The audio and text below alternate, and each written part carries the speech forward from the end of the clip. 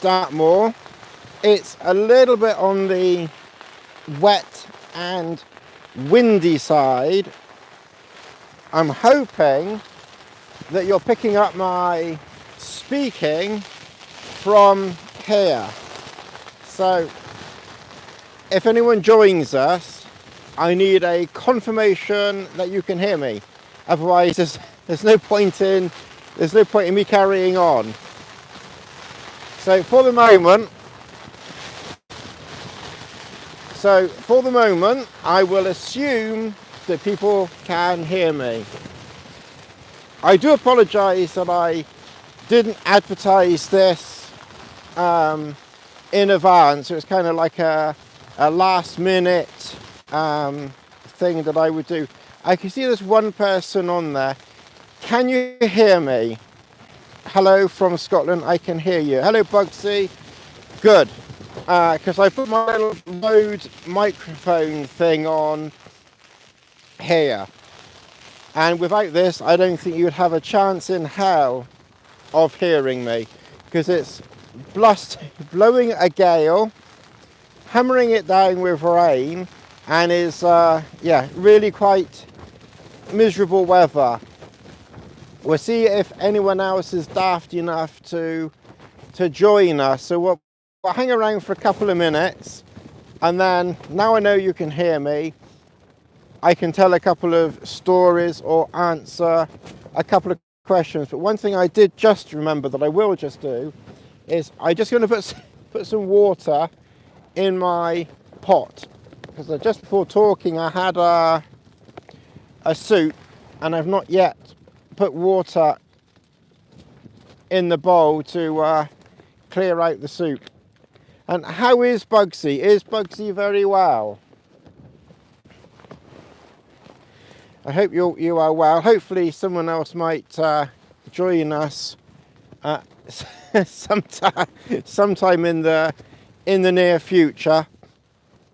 All right. Well, what I'll do is like last time, I was telling a couple of stories. So I'm going to start with another story, and then maybe some other people will join us by the time I've finished.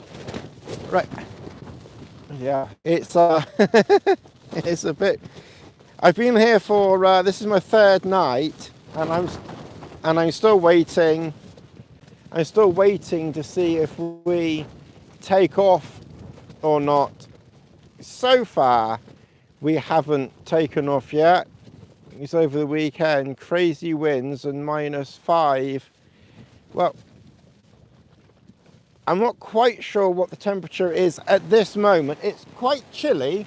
What I have done, I can tell my story in a minute. What I have done is I've put it's one advantage of one of these things. I put this outside, and you can see it's rather wet. So your MSR held up, or did anything else hold up? But to read it, I'm just going to have to put my my light on, because I've got the light on me, but I can't see much. So let's just have a look at this thing here a minute. Let's turn this on. It's okay, we're showing a temperature of 4.7. So I mean, it's not exactly freezing cold outside.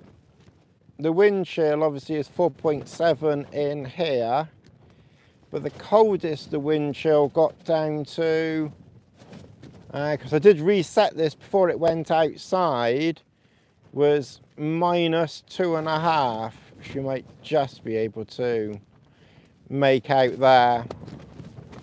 And we come out of, humidity 96%. Well, that's a surprise. When I was in the Lake District, the humidity was 100%. Let's go and have a look at, blimey, look at the pressure. The pressure has dropped quite a bit. 900 and, what's that?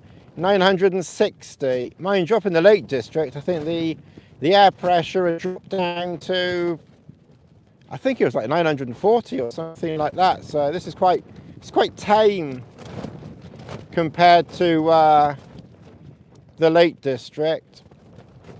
And it has actually risen a little bit. It's two people watching now. Yeah, I know. And one of them's gone and disappeared, Bugsy. They'll be back in a minute. I'll tell my story in a minute. So the current air pressure is 962. The lowest the air pressure has been was back here somewhere. 953. And that was, when was that? Oh, that was 7 o'clock this morning. So at least it's risen a little bit since then, but not a huge amount. It's pretty unpleasant weather out there. Let me turn my torch off. So yeah, it's about 4 degrees out, which is not really that cold. But the wind chill is like minus something or other. I was getting, I'm going to sit up a minute. I was getting a bit on the cold side earlier. And I put my inner inside the sleeping bag. Like I said, it was a bit of a last minute thing this. I probably should tell people if I'm going to do a live stream, but I'm never quite sure when I'm actually going to get round to it. So probably moving forward, I'll try and be a bit more organised with live streams. So let me put that there. Let me just sit up for a minute. I've been sort of chilling out and relaxing. My arm's going to fall off in a minute. So I've got a light on up here, one of those Ulanzi lights.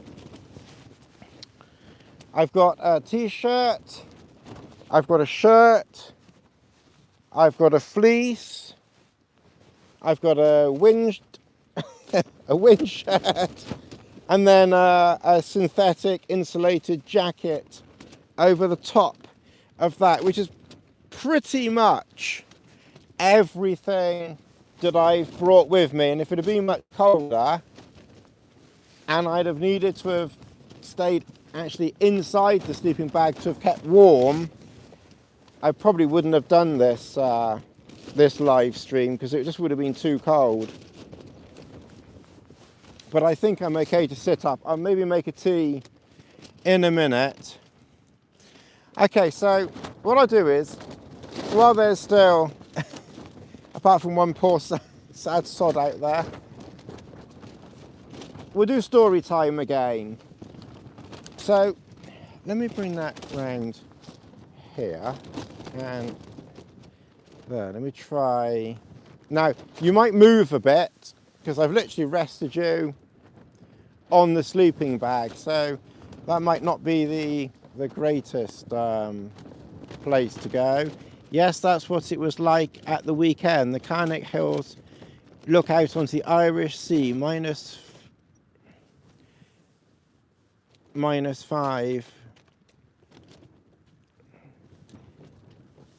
Minus 5 was the temperature in the tent. It was sapping the life from you in the wind outside.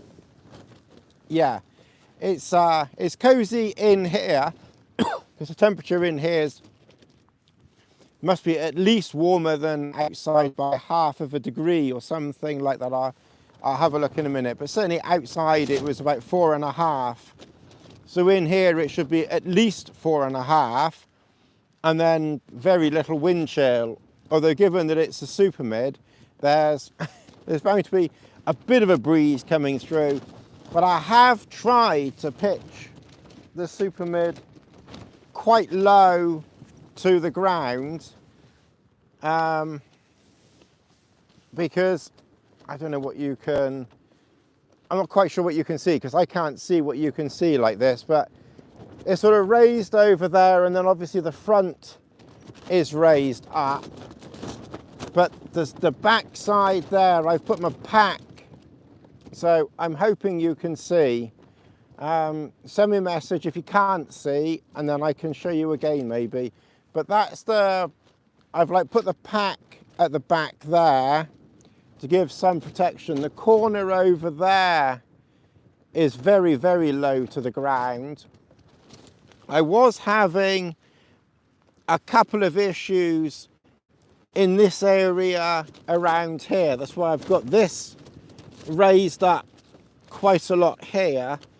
And indeed, I even had this line set up yesterday or last night because it was so windy that the rain was just literally bouncing in.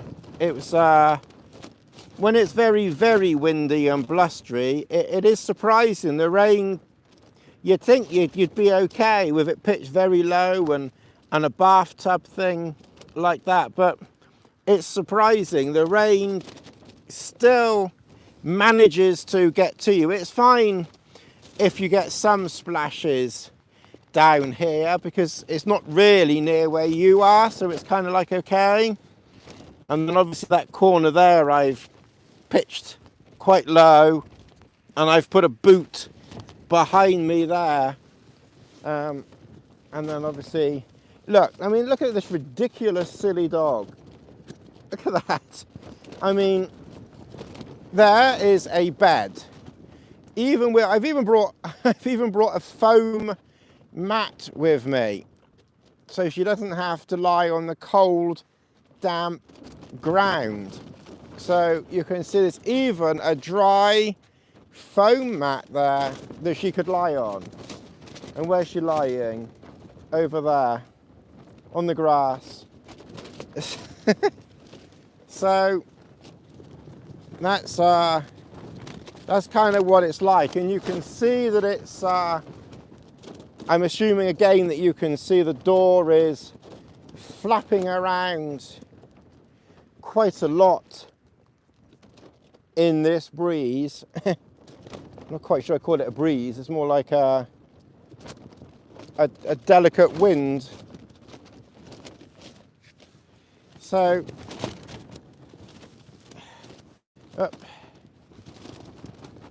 I just check comments and just see. I hope that you could see that anyway. If you couldn't see that, we're a bit screwed. Let me just turn my torch off. I'll just have a look, see whether you live chat. Yep, you can see everything fine. Good. Okay, and then obviously the one useful thing is this microphone here working. Like I said, with this howling gale, you'd not actually be able to hear anything. You're literally in the sleeping bag with me there. Is it nice? You're down by my feet. You're keeping my feet warm there. Literally, if I sort of do that, that's my feet moving. That's my feet moving. I'm kind of sort of thinking while I'm talking to you, I hope this whole thing doesn't collapse on me. I have kind of like been testing it for the last 2 nights. We have been here, this is the 3rd night, so I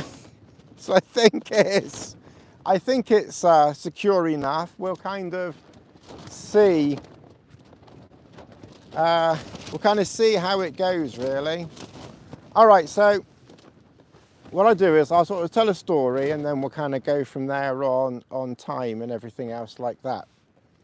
My voice gets dry quickly. You can only see my head now. All right, so I told you about the very, very first time that I went to Dartmoor, which was when I was, about 15 with my parents and a friend, or a couple of friends. Actually, no, it was before I was 15. It was probably about 13 or something like that. And then I went again, 3 people watching now. Yeah, 3. Was it 3, 2, one. You got to get that right, haven't you? Oh God, we scared one of them off already. So, so I had to mention about that one. Then I mentioned about the trip when I went up to Dartmoor.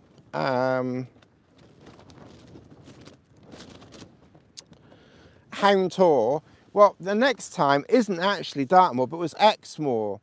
And I'll tell you about my Duke of Edinburgh award. So I would have been 16, actually I might have been 15 actually, to be honest, but it was either 15 or 16. Must have warmed up a bit now because my hands have warmed up a bit. But I was about 15 or 16, something like that. And I was in a I was in a grammar school. Not that you'd ever really believe that, but I was in a school. That was parents and grandparents' idea. They said you must go to grammar school and be brought up proper like.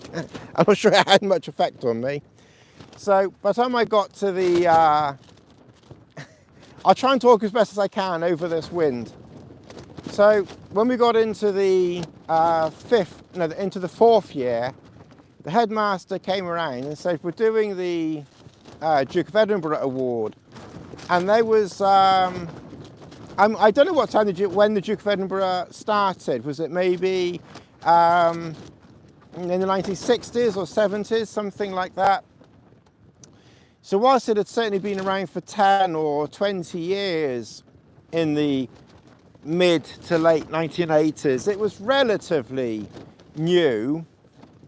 That reflection that you can see there, that's my hotspot second phone. So that's producing the signal, which is then being beamed down to the iPhone. So I'm using my Samsung for the signal, and then the iPhone for communicating and talking to you. So they came around and they said they were doing this Duke of Edinburgh award scheme, and I didn't really think so much about it, and I certainly didn't know anything about it. But a mum being a mum, she said, well, that's a good idea, that'll make a man of you. I'm not quite sure that worked either. So I signed up for the Duke of Edinburgh award, and it was the bronze. So it was the easiest of the easy one to do, and even then I only just managed to do it. So I can't remember very much about the Duke of Edinburgh these days because it is a long time ago that I did it, but it was, you had to do like a service, a sport, and there was something else, and then an expedition. I can't remember what the three things were now. I think for the service I looked after some old people and I didn't poison them, and that was actually quite funny because I remember visiting one old lady in an old lady's home, and I had one of my old dogs with me back then, and I took some dog biscuits with me because I thought it'd be quite nice to feed my dog some dog biscuits, so these old people could see me feeding the dogs, or the dog. So one of the old ladies put her hand out, so I thought, okay, so you want me to give you a dog biscuit so you can give it to my dog. So you know what's going to happen, don't you? So I gave her this dog biscuit because she'd seen me feeding the dog. So I assumed that when I gave her the dog biscuit, she was going to feed my dog. Anyway, the next thing that happened, she put the dog biscuit in her mouth and started eating it. Luckily, she didn't. She probably died like 20 years later or something like that. But that was kind of a bit of a surprise. Anyway, I did this sort of, service for old people. And then for the sport, I did horse riding. Well, I attempted a horse ride. I was pretty rubbish at it and couldn't really, well, I just clung on for dear life, to be honest. And then there was something else that you had to do, but I must admit, I can't remember what that was now. But of course, the other thing that you had to do was an expedition. So I think now, and in fact, straight after we did our expedition, you had to do like a test expedition where you go out for 1 night and 2 days before your actual expedition. But we were doing it like in such the early days that you didn't actually have to do that overnight test expedition to make sure that you were up to scratch for doing the actual expedition, which is probably a good thing, because I probably wouldn't have passed the test expedition to get onto the real expedition. So of course you're going back now to the 1980s, you know, the highlight days of Mrs. Thatcher around, everybody going boo boo. But of course, because it was grammar school, it was really actually quite funny, because all of the students in the grammar school loved Mrs. Thatcher, and of course all of the teachers hated Mrs. Thatcher. And it was just so funny how we'd have this sort of school rivalry between all the students and all the adults. And I remember on one occasion there was we had a mock election to see who would be voted in our school. And I said to one of the teachers as I went in, he was a right misery. I won't mention him, but he was a really unpleasant Mr. P. He was a really unpleasant man. And I said to him, don't forget to vote for Mrs. Thatcher, will you? And he said, you're not allowed to tell anybody who you're supposed to vote for. And I said, oh, I'm sorry about that. It's so funny. Anyway, of course, Mrs. Thatcher won by an absolute landslide in our school. It was probably like 500 to 20 or something ridiculous like that. All the teachers voted for Neil Kinnock or whoever it was, and all the students were voted for Mrs. Thatcher. Anyway, I digress. So luckily we didn't have to do this test expedition of being out overnight, but we did have to do a 1-day expedition. Now that actually worked out reasonably well. The only problem was we had to have all of our kit. And of course, it's not like walking today or doing things today where we've got lightweight kit and we can go out and do what we want to do, because obviously we're adults now. Well, some of us are. Some of us know we're not. Some of us know we're not adults still. We're still babies at heart. So we did this like test expedition, and we had to carry every single thing with us. And I went to an outdoor store in Bristol. I can't remember, it was on, not Broadmead, the place near Broadmead. There was an outdoor place there. And, hello, Paul. Yes, I'm keeping very well, thank you. We're just telling a story, if we haven't scared everybody off because we mentioned Mrs. Thatcher, we're telling a story about my expedition days, well, pretending to have an expedition days with the Duke of Edinburgh when I was knee-high to a grasshopper, probably lower than knee-high to a grasshopper. So basically we did this practice expedition, and of course the pack that I used wasn't a frameless MLD pack or anything like that. So it was one of those external frame things. So it's like those big metal rods that went down the back and then sort of went under the pack, but outside of the pack, where you put your tent or your sleeping bag, or your tent if you had any sense. Hope you're. So basically, it was like one of those expedition type rucksacks with the poles on it on the outside. You put your tent at the bottom, and then you put all your stuff, and it's a great big heavy cumbersome pack. Probably still got it, to be honest. I've never ever worn it since those days. So we did this expedition and I wore that pack, and of course we carried tins of baked beans with us, tins of corned beef, and all sorts of other ridiculous, you know, I remember, full of rubbish and heavy gear to the Lake District. Yeah, I mean, God alone knows what we carried in there. We had like a gas stove, which obviously we use today.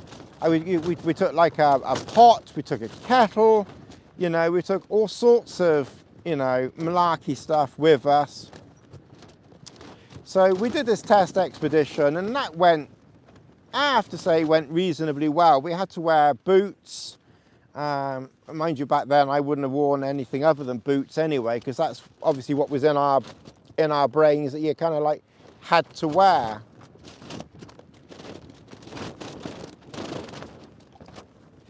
So that part went reasonably well. Now, a little backstory. I'll maybe do a separate video on this one day in the distant future. But when I was at school, I was bullied mercilessly. In fact, from the first year of secondary school all the way to the fifth, well, actually all the way to the fourth year, because the fifth year, thankfully, they were too busy doing their exams and, you know, studying for exams. So they, you know, pretty much left me alone in the fifth year.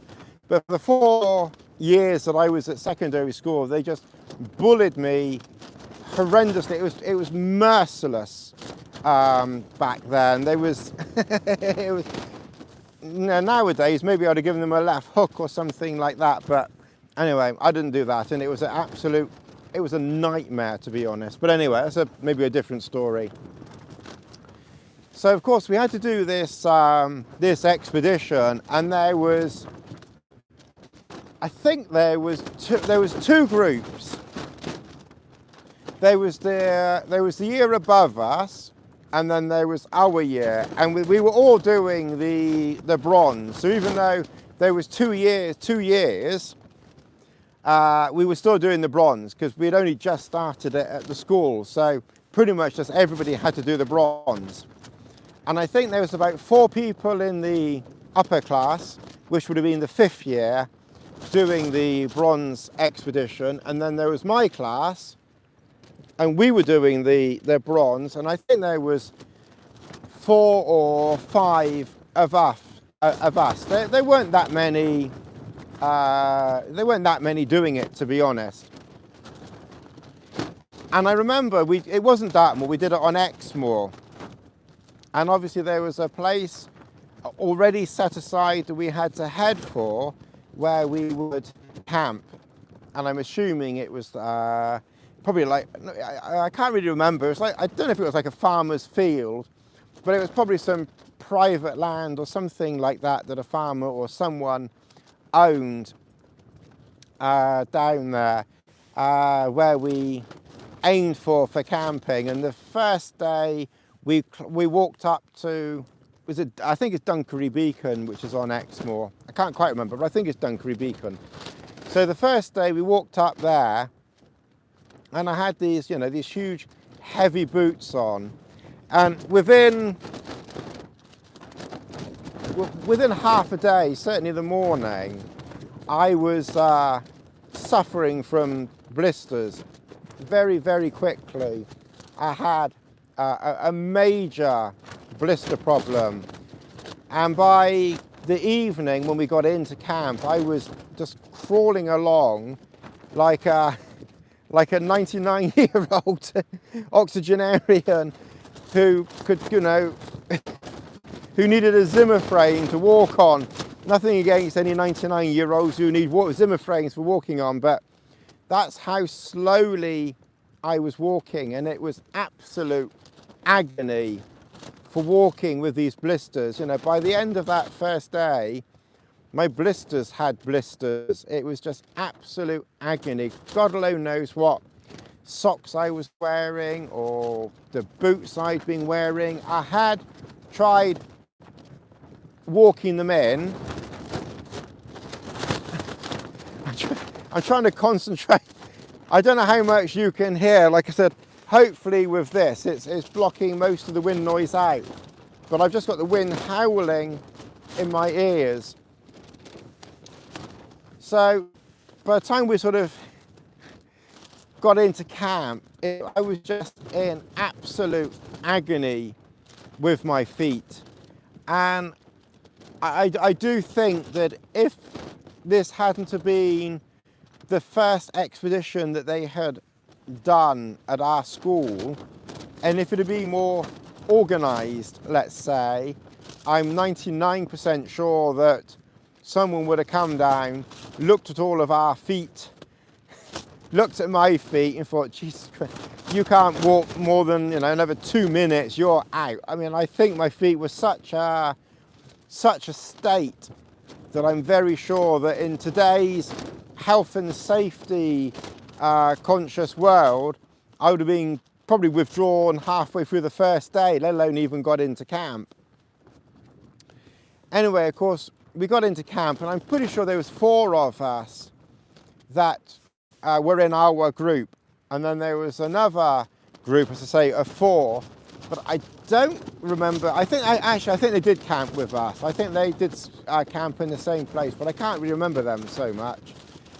I must admit, mostly when we were doing this walk, they were relatively not too miserable towards me, but they weren't exactly helpful or anything like that.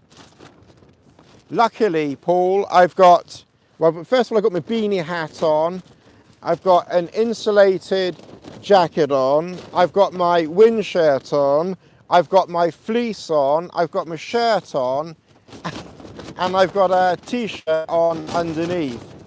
And I'm inside, I just mentioned earlier on, inside my sleeping bag there. So you're all keeping my feet cozy down there. So at this moment in time, I am warm. When it first started, I had my gloves on and I've taken them off. It's now coming up to 7 o'clock, and about 5 o'clock I was actually starting to get quite cold. I don't know why, but I had a soup and that warmed me up, and then I put my insulated jacket on, and this is the first time, this is my 3rd night here, and this is the first time that I've even needed to take this insulated jacket out of the bag. It's been howling a wind outside, hammering it down with rain and hailstones and everything else like that. But inside this MLD, never plug for MLD, Supermid, apart from some rain bouncing in occasionally, we've been quite cozy. But I must admit, earlier on, I did get a little bit on the chilly side. The temperature now,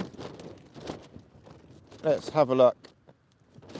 This is wet because I had it outside just earlier.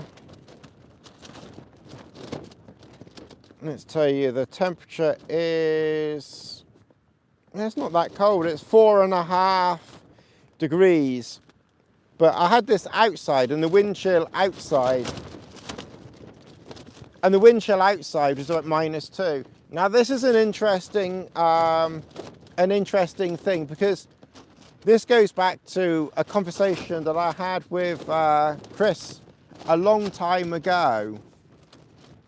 And people often say and think that the temperature outside is colder than the temperature inside, and it's not.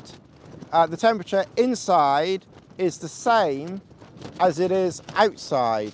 Now, maybe if you have a tent, your temperature may be a degree warmer because there's no breeze. I'm still not convinced that you're going to be significantly warmer in a tent as you are, in a tarp like this. As long as you can keep the wind out, unless you've had a lot of baked beans, that is, I really don't think there's going to be, a huge difference. And as I say, like I said, you know, the thermometer there is showing, I'm not quite sure whether you can actually see that, but it's showing 4.5 degrees. And that's what it was showing when I had it, it's wet. And that's what it was showing when I had it stuck outside for 20 minutes. So I'm really not convinced at all that that's exactly because you're under a tarp. Well, it may be, but I'm not convinced by that. I'd like someone to take a temperature outside a tent and inside a tent, and I'll bet the difference is not a huge amount, maybe a degree or two, but probably not as much as people think it is. That might be an interesting experiment for the future. So I'll just have another sip of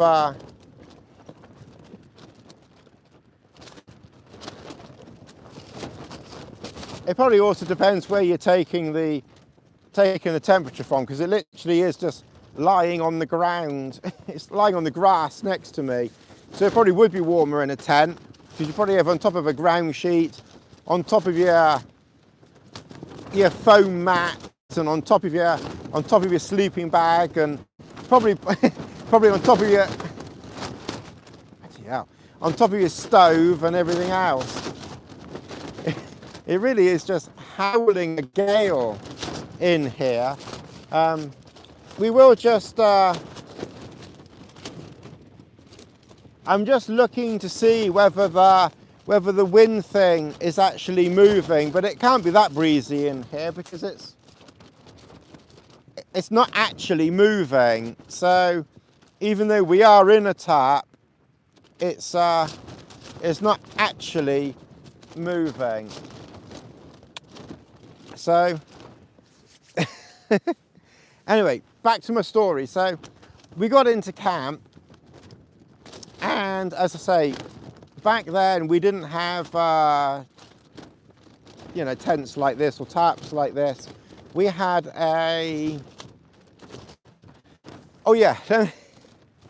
let me go back in time a bit. Let me talk about this store in Bristol. I can't remember what it was called.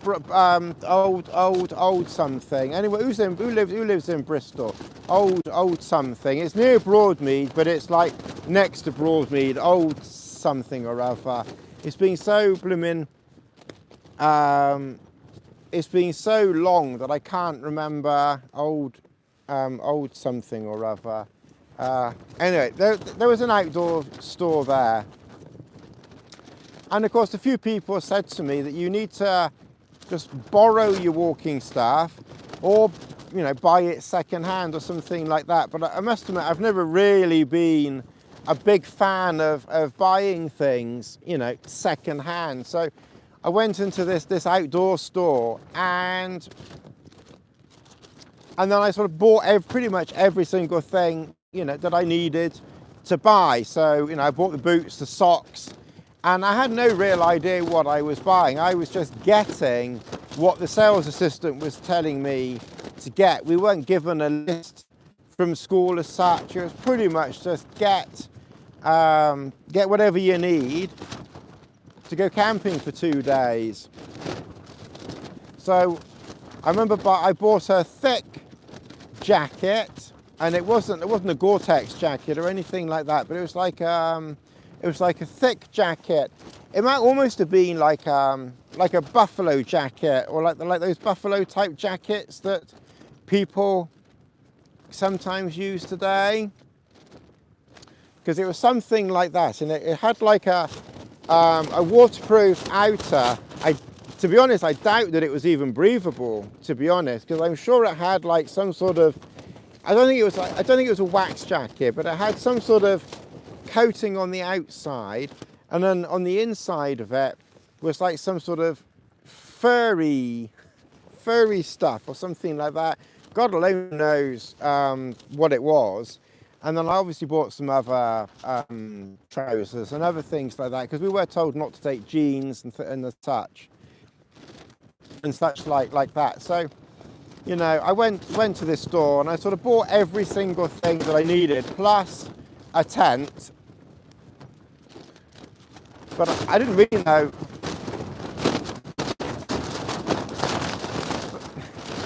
But I didn't really know what. I didn't really know what tent to get. So I got a single skin.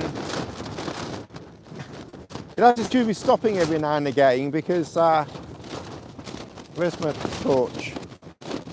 It's blowing. It's blowing an absolute gale through here at the moment, as you can see, and it's very, very blustery, and sometimes all that wind is quite it's quite distracting. Sometimes you keep thinking every now and again you're going to take off, and that would be highly embarrassing. Hobbsy on YouTube, Hobbsy live on YouTube goes parachuting. So I bought this this single skin sewn in ground sheet tent thing. God alone knows what it was. I used it the once for that one expedition, and then I actually did buy another one thinking I would do the silver, but I never actually did the silver, which is in a way is partly a shame, but partly it's a shame that I didn't have the tent that I bought for the silver and have used it for the bronze, because the one I bought for the silver was something expedition equipment or something equipment, Peapod.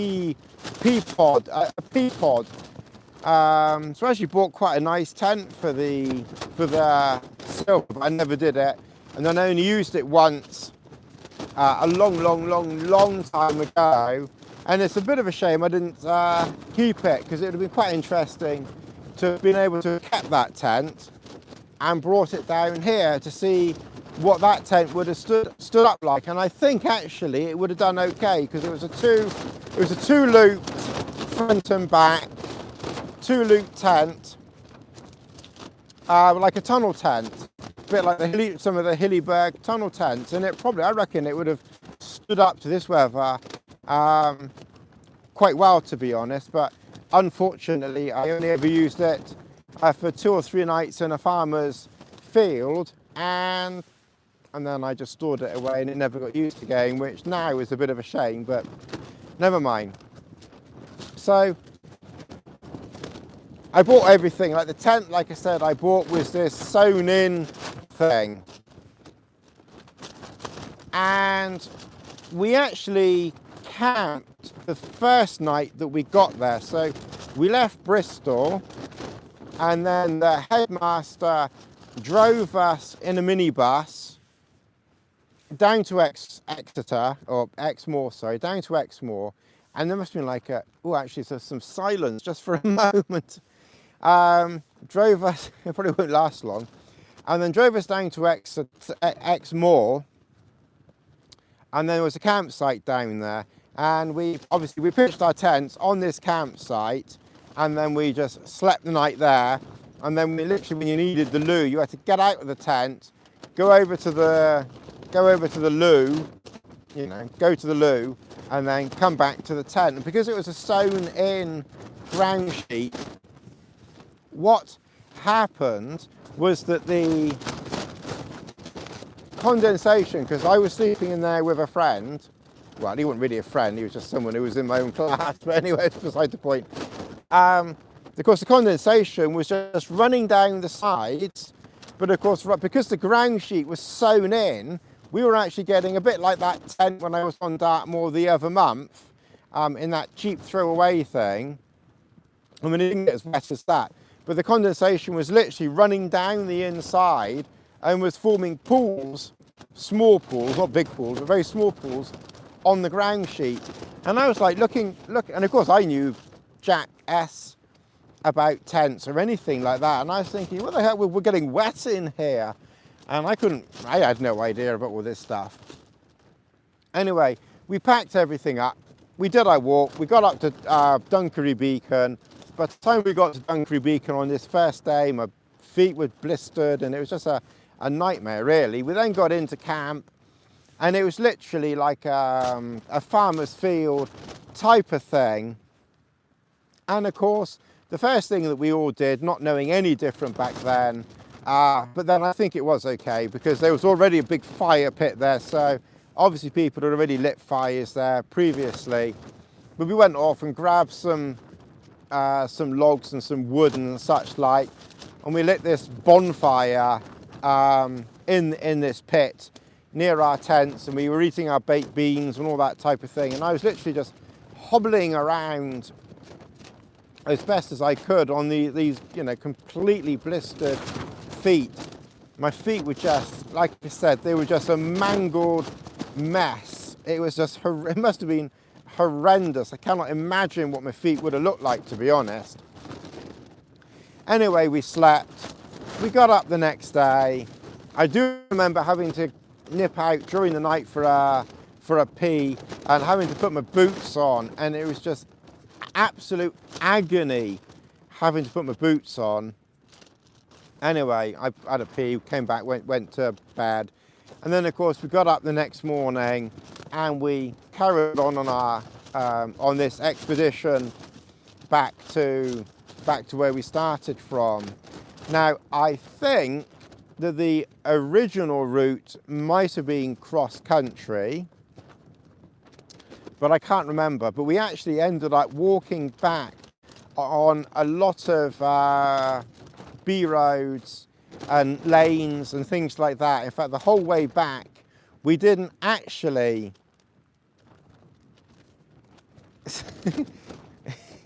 Yeah, it probably was all that condensation. Probably was, yeah, exactly. That's what it was. While I was asleep, he was peeing on the walls. Well, that's what we used to do when we were at school. You know, all us boys, we used to go to the latrines and pee as high up the wall as we could. In fact, I don't know whether you ever saw Jeffro. Do you know that comedian Jeffro from Cornwall? One of his jokes was that you go into the loo and you'd be in the pub or whatever it was, and you'd be like, all the men would be, you know, piddling on the wall, and that's where the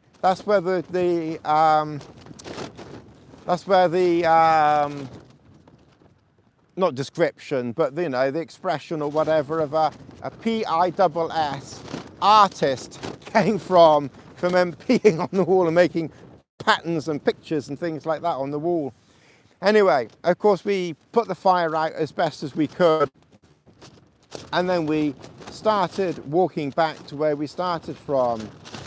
And the other three who were with me, they just walked on ahead.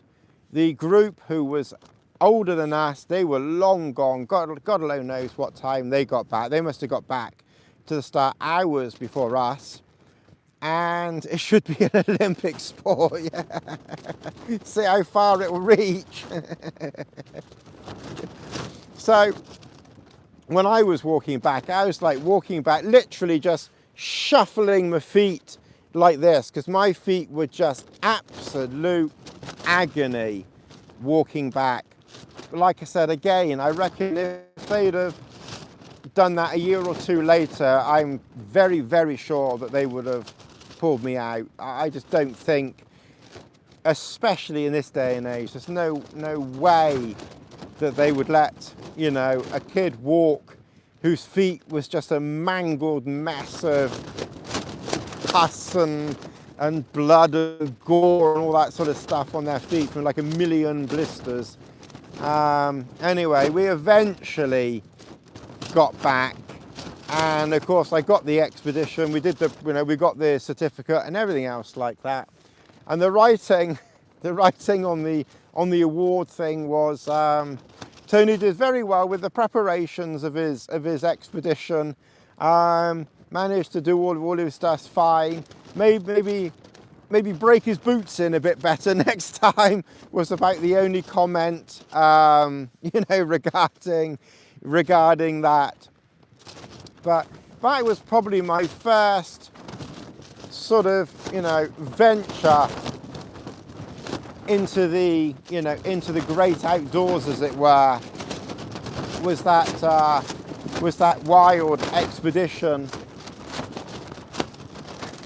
a long time ago. And like I said, I did sign up for the bronze, but sorry, for the silver. But by the time we actually got round to it, that's when I was leaving school and going on to college, and nobody in the college was doing it, the expedition that is.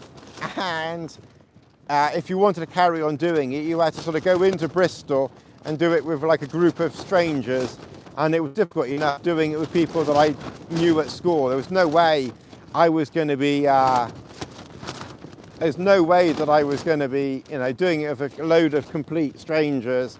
Let me just check some of these comments that Bugsy is being kind enough. I mean, it's not everyone else's fault they haven't turned up. It was a bit of a last minute thing, this, after all. Actually, hang on a minute.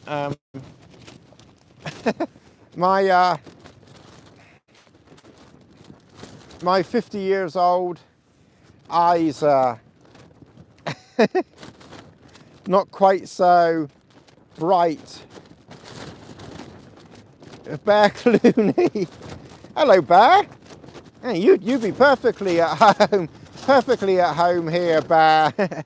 Yeah, it's absolutely mad here with the weather here.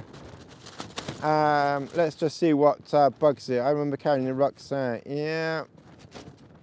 Tony, you have to try giving a tent set up another bash, even if it's only for nights like this. Yes, I probably ought to use a tent more. It would probably be good for the channel as well to use a tent occasionally. The warmest tent I know is dirt cheap. It's the Burgess Peak range 3 blah blah blah blah. You have a gate for blah, blah, blah, so you don't wake up at 5 a.m. Don't tell me after all this you've not brought the bloody certificate along with it. Hang on, I've lost the... Hang on, I've lost the... No, I didn't bring the certificate. And to be honest, God alone knows where it is. I expect my mum's got it somewhere. My mum's probably got it kept up as some souvenir or something like that. I know I kept the, you know, that little green book. I know I kept that, for quite a long time. But it's probably well and truly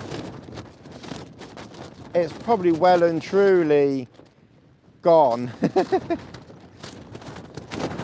Where are you now? What is your location? What is on your wrist? Well, I've been a little bit boring this time because I've got my Garmin Fenix 6X here, and just for the fun of it, I've been trying the Apple 7 watch because someone, Max, suggested that I try the Apple Watch.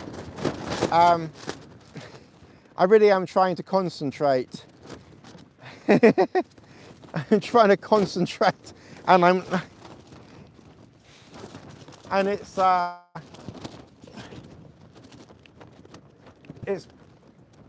absolutely hammering it. Well, it's not raining, but it is just so windy, and my head is being bashed by this tent behind me. I mean, that's the back of the tent there. That's where I'm it's a bit ridiculous, really. So someone, Max, suggested that I try an Apple Watch, and then in the future, once I've got used to it, and I must admit I'm not really used to it yet, do a video comparing the Apple Watch to the Garmin. And I suppose, you know, in the future, when Garmin bring out the Fenix 7, that might be an even better comparison to the you know, to this watch, because the Fenix 6 is about 2 years old now. But I must admit, I did bring the G-Shock GWG 2000 with me as well. And ooh, it's oh, and I also brought, I was going to do a video on it, but I haven't. I'll do it for another time. My old Casio Pro Track, but I'll have to do that another time. It's been a bit tricky, the weather. The weather's not been too, the weather hasn't been too great, and I must admit, I did sort of accidentally, I did sort of, you know, we do just accidentally bring our Pepsis along with us as well. But mainly, I've been trying the Apple Watch just to kind of try and get used to it a little bit, just to see whether I like it. But at the moment, it's a bit of a steep learning curve. But the other thing is, I don't use the Apple as my main watch. So my main phone, my main phone is my Samsung, which is up here, acting as my Wi-Fi hotspot, so that I can use the iPhone down here. So I'm not really using the iPhone or the you know, as like the main watch phone. So what I might do for maybe for a few weeks or a month or something like that is take the SIM card from that and put it into the iPhone, so that I'm using it as the main phone for calls and texts and things like that. It wouldn't be a permanent thing, because my main phone I want to keep as that, because it's smaller and more convenient. Because I mainly got the iPhone 13 Pro Max for video and watching films, because I used to bring a camera with me, which I now don't bring anymore, and I used to bring a tablet, which I don't bring anymore now, because the iPhone 13 Pro Max kind of is good enough out here. Jesus. Bloody hell. When you hear this stuff snapping in your ear, you kind of think any second now it's going to just, you know, fall apart on you.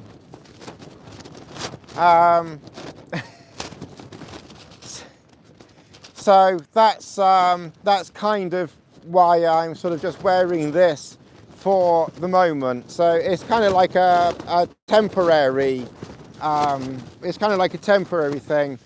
I don't think it'll ever replace the Fenix. I think the Fenix is, I think it's just too good a watch for the Apple Watch to touch, personally, especially out here. I mean, I haven't really done very much because the weather's been awful, to say the least. So I've pretty much stayed in one place. But of course, it's all swipes and, you know, it's all doing that. So if you're doing that with your fingers in this weather, I don't think you're going to be able to use it very well.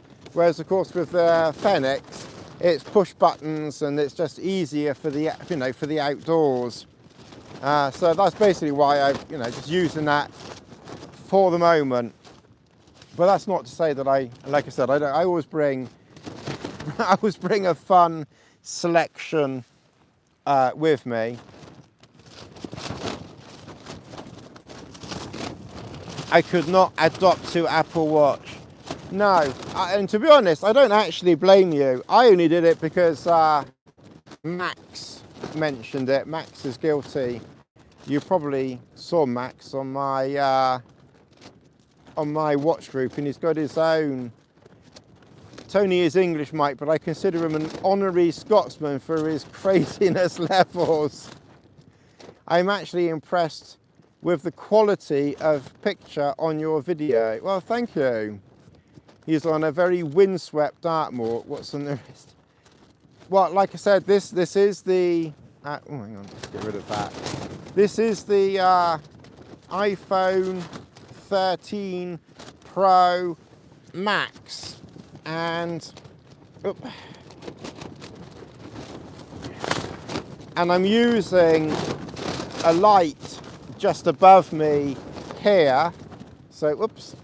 We are in my sleeping bag. We're literally in my sleeping bag. You can see the tap. Let me take these off now. You can see the tap here flowing away in the wind there. That's my hotspot.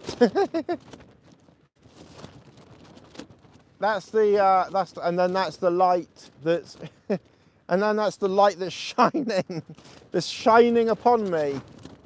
Well, something's got to shine upon me, hasn't it? So, like I said, I haven't actually, really used this properly yet. I'm hoping to do something with Max because he's been using the Apple phone watch thing for a while now. So I'm kind of hoping that we're gonna do a Skype thing or a Zoom thing or something like that, and maybe upload it, like a talky thing, like all you experts do out there when you're doing your talk amongst yourselves, and you've got like 2 or 3 people on there, or like the chap in Australia and other people like that, and Paul Thorpe and all these other people, and Bear and other people. So I might do that with Max, but it'll probably be like a pre-recorded thing maybe, and then we might upload it. But that'll be on the watch channel, obviously, because it'll be about the Apple Watch. When are girls coming over? When does the... Well, yeah. I'm ready. I'm waiting. There's the sleeping bag's warming. I'm warming the sleeping bag up. I'm warming the sleeping bag up for any girls that want to pop along. What I'm going to do, we've been talking for just over an hour. I'll just see whether anyone else comes along or if there's any questions or anything like that. What I'm going to do is I'm just going to, because I've been sitting pretty much non-stop like this for a while now, and my backside's getting a bit, because to anyone who's joining, we are in the middle of a storm in the middle of Dartmoor. So I'm just going to rest you down there. Rest ye merry men. Da da dee da da dum. Right, okay, well the light's just about bright enough. Let me bring that light in a bit closer there. I'm not quite sure.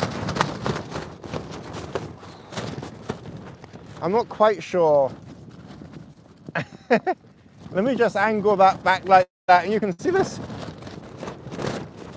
This pretty thing is shaking away. I think it has got windier since I've been chatting here.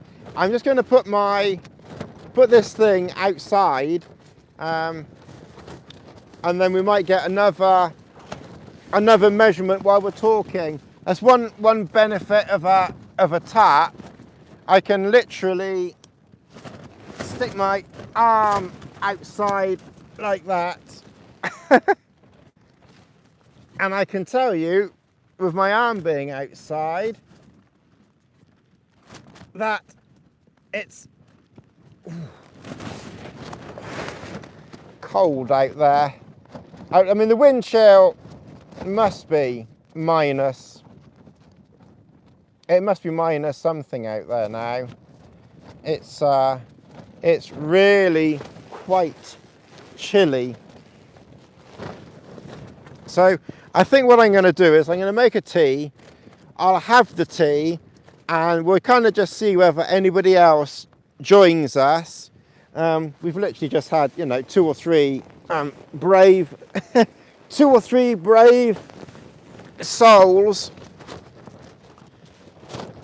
but that's okay. Like I said, I didn't exactly advertise this, so to all the people who watch this afterwards, I do apologize. It was kind of a little bit of a last minute thing that I decided to do this. I was feeling a bit tired, and because I was feeling tired, I thought, well, if I start watching a film, I'm going to end up falling asleep.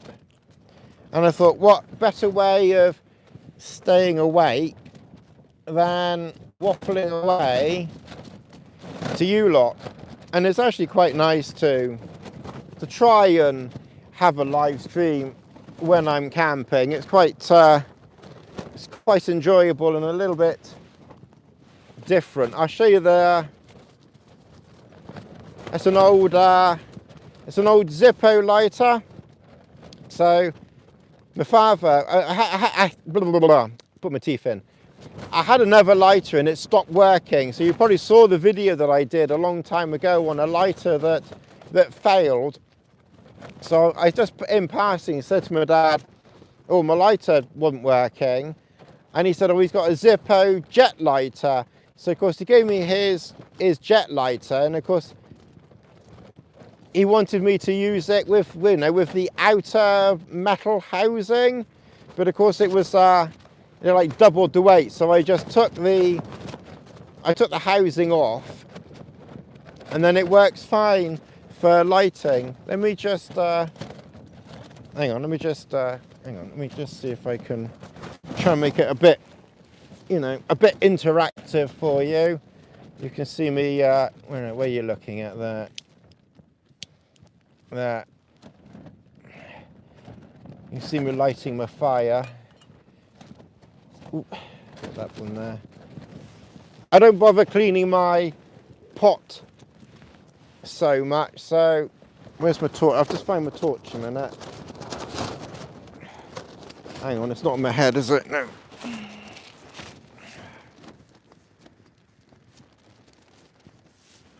There. So when you look in my bowl, that will be my tea water. Well, it is my tea water, but the reason why it's that colour is because I can't really be bothered to clean the pan out. So basically that's the residue of when I had my soup earlier. So if anyone's a bit squeamish, then don't look in my bowl. All right, so that's tea on. So yes, to all those who catch up with this later on, I'll try and give you, you know, more warning in the future. I wasn't really quite sure, you know, whether I was going to do a live stream tonight or not, and I thought it better to not say anything and then do a live stream, yes, than say I'm going to do a live stream and then, you know, and then not get around to doing it or something. So, and it's quite handy doing it when I'm camping, as long as I've got a signal here. So I don't think there were any other questions. Jacob's green crackers, yes. I hope you brought some good. Yeah, I did actually. Do you want to see what? Do you want to see my cheese? So yeah, so that's my Jacob's green crackers. Although for the next trip, my dad's retired now, but he used to be a pharmacist. So he's got a Booker card, and it's still an active Booker card. So I went along to Booker the other week. Well, actually, it was last week. Actually, I think it was a couple of days ago. It was just the other day. And I was walking up and down the aisles at Booker, and I saw a big box of Happy Shopper cream crackers, and there was only like about £6 or £7 or something like that, and I think there was like 12 of them in there. So so in the future I'll be eating my way through Happy Shopper cream crackers. So that's the cream crackers there. You do have to be a little bit careful when you're cooking with Lassie and her backside. Although why, in the name of goodness, she sleeps there when she's got a bed, which you probably can't see properly, but she's got a bed over there. So she's got her own bed, and yet she's sleeping there on the grass.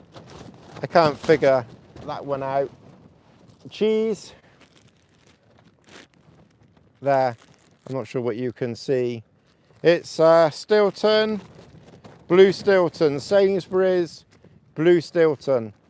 So what I do, if I'm out for 3 nights, like I am this time, this is my 3rd night, so heading back tomorrow, what I do is I bring one of those tubes of gooey cheese, you know, you just unscrew the top, and I bring 2 packets of cream crackers, and then with the first packet of cream crackers I use that gooey cheese, so you just squeeze the cheese onto the cracker, and then you just munch your way through the packet of cream crackers.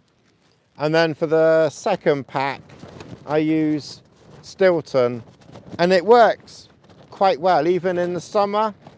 The only thing is, in the summer obviously it can start to melt a little bit, but it doesn't really matter because it's like gooey anyway. Yeah, you love Stilton too. Yeah, it's one of my favourites. And I like Tiddly Tum Tum. I like, you know, like cheddar cheese and things like that. But for being like out here, I used to bring that Lerdermere cheese, like the slices of cheese, and then I put one piece of cheese on per cracker. But then when I was staying out a bit longer, I found there wasn't enough cheese. So doing it this way, I can sort of make the cheese last, you know, a little bit longer. Plus, the Stilton is kind of like extra tasty as well. So I must admit, Stilton is my favourite. But then I've also got, this time, I brought with me, I went very mad and brought some pepperoni. I can't remember what this bloody thing's called. I brought some pepperoni with me, and I used that with my pasta meals. And oh, what was I going to show you? Oh yeah, and then obviously I bring, you know, like snack bars and, you know, and things like that. You can't really see it very well in this light, but I just go to the supermarket and I just buy those snack bar things. Oof. And I've got stacks and stacks of them.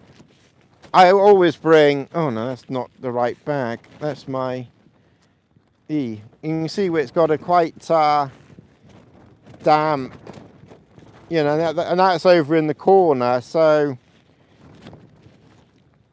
that is one slight thing you just have to be kind of like aware of. Oh, damn it. When you're in quite an open shelter like this, things around the perimeter, they can sometimes get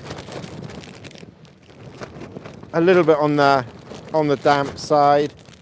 I better bring these Belvita things as well. They're nice. And then these cracker things, I got loads of those left. And then I've got some, Lassie, move, go back. could go up in bloody flames. I just don't. Where did I put the torch? Over there.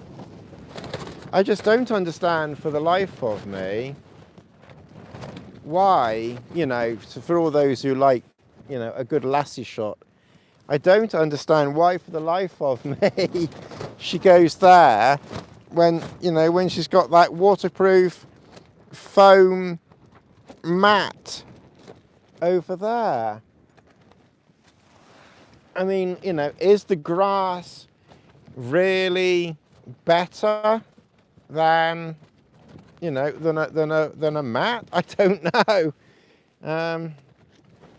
But anyway, she now she's gone outside. I felt a bit sorry for her last night, because the weather last night was absolutely, it was horrendous weather last night. I don't know whether any of you follow that novice wild camper chap. He was out camping last night. I don't know how he got on. He was down here somewhere, probably on the Northmoor, I think. He came down here in his Lanshan tent thing. I think it was pretty rough for him last night. I'm assuming he's gone back today, but I don't know. But I've not seen a soul here, which is perfect, perfect for me. But it just rained non-stop last night, and all of the grass in here, because obviously when you're in an open shelter like this, where's my torch gone again? So basically, you know, so where I am, you know, I'm kind of like in a little sort of safe haven here. But basically, am I on the brightest setting? Yeah. So basically, you know, let's try and put it there. So you can see where I am there. So that's my cooking pot there, water there, cup, and then obviously got my bits and bobs there. So what I really like with this super mid is there is just so much room in here. All of that space there is kind of like inside, although I will say when it's hammering it down with rain, because the edges flap a lot, then rain does get splashed into some of this area. You're kind of like okay in this middle area here. I really don't know what you can see, but you know, this like middle area here can be quite dry. And Lass's bed over there was relatively dry, although she actually moved her mat over to this section here last night. And then after a while, she went outside, because the front's high, it's so high, she can just come and go where she wants.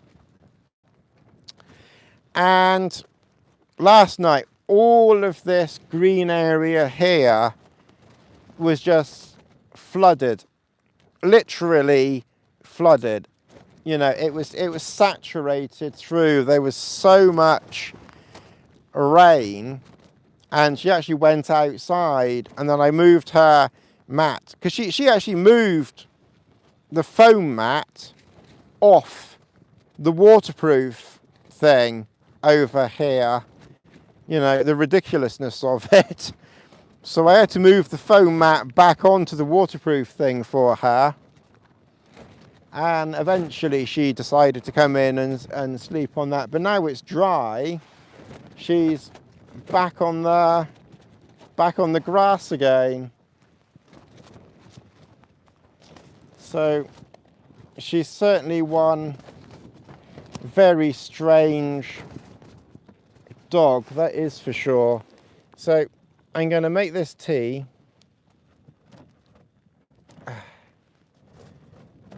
I'm guessing that's probably you still there, Bugsy, and everyone else has very sensibly given up the ghost. So I think what I'm going to do is I'm going to make this tea, and then I might have a nibble, and then I might go over to the Watch channel and just do a live stream there, just for a few minutes, just as something, just for the Watch people as well. So I might see you over there as well. Like I've said before, it's much easier for me to talk camping and the such like than I thought it probably would be than it is watches at the moment, because whilst I'm doing a watch channel, I'm still quite green. I'm still quite green, but it's kind of like, you know, fun to do. Although the really odd thing is, when I was doing watches on this channel, you know, the camping channel, it was all Rolex and I was upsetting everybody. So now I've gone over to the Watch channel, and of course it all started with Rolex, and there was just a few subscribers and a few people. And then of course I got that GWG 2000 and I did some videos on that. And now it's all G-Shock over there now. Literally most of this is ridiculous. I'm probably gonna find that over there everybody will be complaining about Rolex on a G-Shock channel, because that's obviously what they all subscribed and signed up for. And I'm like, I'm probably going to be at the point where I'll have to open up 20 different channels for 20 different things, and eventually we'll get to a Rolex channel. But anyway, obviously it's going to have to, the G-Shock people are going to have to, figure out and understand that it actually is a G-Shock, it is a Rolex channel, and I'll try and talk Apple on it and Phoenix, and the other strange thing is as well, on the camping channel, when I had the watches on there, the Rolex was like, the Rolex and the Phoenix were like the two main things. They were like the most popular thing on the camping channel was Rolex and Garmin, the Phoenix, both of them equal. There wasn't one that was really more than the other one. Bizarrely, they were about equal. And if you do Google search, you know, YouTube searches, then there are loads of Garmin Phoenix is like really popular. Yet when I switched over to the Watch channel, at that time everyone was watching the Rolex videos, hardly anybody was watching the Garmin videos. And then I did a video on that GWG G-Shock 2000. Now everybody's watching the G-Shock videos, nobody's watching the Garmin videos or the Rolex videos. I know, it's crazy. YouTube is a very, very strange, it's a very strange beast, to be honest. Anyway, I think what I'm going to do is, I've made my tea, I'm going to shut up for 10 minutes or 15 minutes, have a nibble of a biscuit, and then I'll hop onto the live stream on the Watch channel from here, and we'll kind of just wing it. You know, I got no idea what I'll talk about there, but we'll maybe have just like 20 minutes, see if anyone pops on, asks any questions or anything like that. Hopefully you might be there as well, Bugsy. Help out a little bit. Because I don't think the Watch live stream works quite like this one, because I've got 3,500 subscribers, or most of them have pissed off a long time ago, and it's just a few of you that are brave enough or stupid enough to continue watching now. But this can like go out to the greater world straight away, but on the watch channel, because there's only 400 brave souls who've like subscribed to me, I think once it's gone live, I think it then goes private, and I don't know whether I can turn it, you know, to be public afterwards or not. I'm not quite sure how it works. So that's kind of one reason why I'm kind of just interested just to do a live stream and just see what happens over there. I will most definitely enjoy my nibble. Thank you very much, Bugsy. Thank you for everybody who watched, Bear who popped along for 2 minutes or 10 minutes, and Paul who was there for a few minutes, and whoever else was there, and whoever comes along later on. Well, sorry we missed you, but we'll catch you another time. See you again soon. Thanks for watching, and don't forget, like, subscribe, share, and all that other nonsense that everybody asks you to do. That half the time they tell you it's not worth doing that because they're going to subscribe if they want to, or whatever. I'll see you in a minute.